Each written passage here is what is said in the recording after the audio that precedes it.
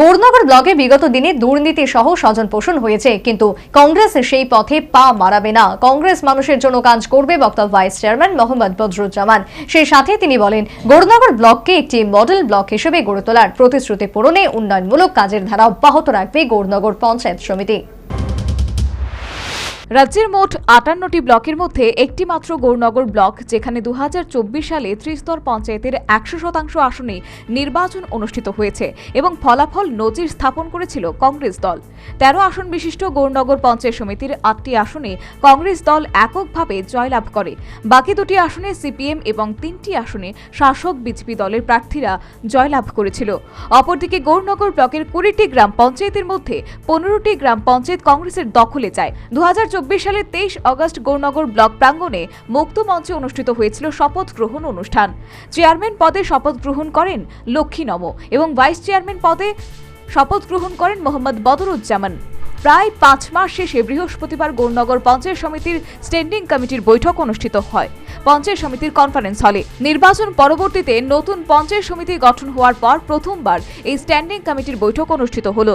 বৈঠকে উপস্থিত ছিলেন গৌরনগর পঞ্চায়েত সমিতির চেয়ারম্যান লক্ষ্মী নম, ভাইস চেয়ারম্যান মোহাম্মদ বদরুজ্জামান, কমিটির সচিব বিজন চৌধুরী, অতিরিক্ত ভিডিও তাজিম চাকমা সহ স্ট্যান্ডিং কমিটির অন্যান্য সদস্য ও বিভিন্ন লাইন ডিপার্টমেন্টের দায়িত্বপ্রাপ্ত আধিকারিকগণ। স্ট্যান্ডিং কমিটির বৈঠকের পর এই ব্যাপারে ভাইস চেয়ারম্যান মোহাম্মদ বদরুজ্জামান বলেন, শিক্ষা, কৃষি, মৎস্য, সমাজ শিক্ষা, সমাজ কল্যাণ, প্রাণী সম্পদ বিকাশ দপ্তর সহ অন্যান্য বিষয়ে পর্যালোচনা সভা অনুষ্ঠিত হয়েছে। ব্লক এলাকায় এখনো পর্যন্ত কি কাজ করা হয়েছে, বিভিন্ন প্রকল্পে নির্বাচিত সুবিধাভোগীরা সরকারি সহায়তা পেয়েছে কিনা, বর্তমানে কৃষকদের থেকে যে ধান ক্রয় করার প্রক্রিয়া শুরু হয়েছে তার অগ্রগতি সহ একাধিক বিষয়ে আলোচনা হয়। আজকের এই পর্যালোচনা বৈঠকে ফলপ্রসূ আলোচনা হয়েছে বলেও তিনি জানান। ব্লক এলাকায় প্রায় ১৭০০ পরিবার বন্যায় ক্ষতিগ্রস্ত হয়েছে। কারো হাঁস, কারোর মোরগ কিংবা গরু ছাগল মারা গেছে। তাদের নাম সংশ্লিষ্ট দপ্তরের পাঠানো হয়েছে। অর্থ আসলে ক্ষতিগ্রস্তদের মধ্যে সেই অর্থ বন্টন করা হবে।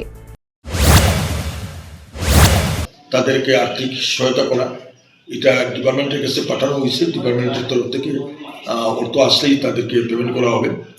এগ্রিকালচার ডিপার্টমেন্টের প্রায় ৫,০০০ পরিবারকে আমরা ১,০০০ টাকা করে দিয়েছি এবং সেন্ট্রাল রেজিস্টারের শেয়ার আসলেই তাদেরকে বাকি টাকা দেওয়া হবে।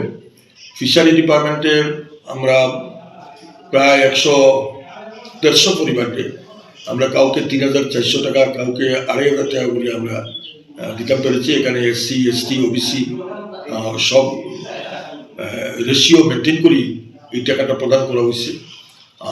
এবং বিকলাঙ্গ, দিব্যাঙ্গ যারা আছে তাদের জন্য ১৪০ জন মতন, ১৪০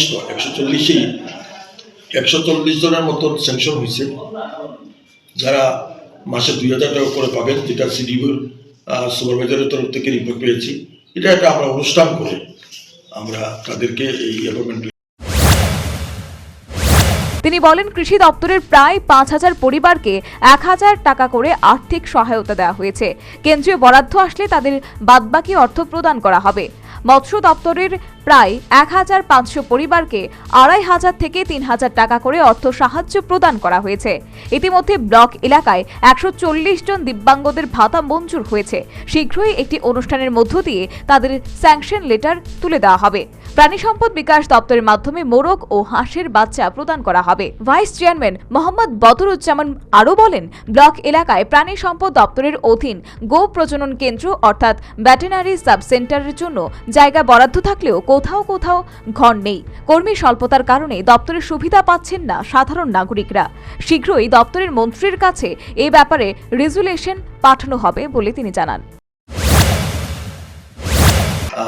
এআরডি ডিপার্টমেন্টের যে গো প্রযোজন কেন্দ্র বা আপনার sub centre, veterinary sub centre, এটা আমরা কিছু জায়গা এআরডি ডিপার্টমেন্টের তরফ থেকে অ্যালটমেন্ট আছে, ওই জায়গাতে যাতে গোল বানিয়ে স্টাফ দেওয়া হয়। কারণ আমাদের বিশাল এলাকায় দেখা গেছে মাত্র ২ জন স্টাফ, এর মধ্যে একজন সম্প্রতি অসুস্থ আর একজন আছে। একজনের দ্বারা এত বিশাল এলাকা মেনটেন করা যায় না।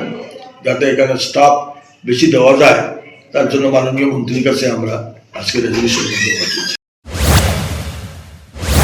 ভাইস চেয়ারম্যান মোহাম্মদ বদরুজ্জামান তিনি অভিযোগ করেন, গৌরনগর ব্লকে বিগত দিনে যেভাবে দুর্নীতি স্বজন পোষণ করা হয়েছে, কংগ্রেস তা করবে না। কংগ্রেস মানুষের জন্য কাজ করবে। গোটা রাজ্যে গৌরনগর ব্লককে একটি মডেল ব্লক হিসেবে গড়ে তোলার প্রতিশ্রুতি পূরণে উন্নয়নমূলক কাজের ধারা অব্যাহত রাখবে গৌরনগর পঞ্চায়েত সমিতি। Bureau report, news vanguard.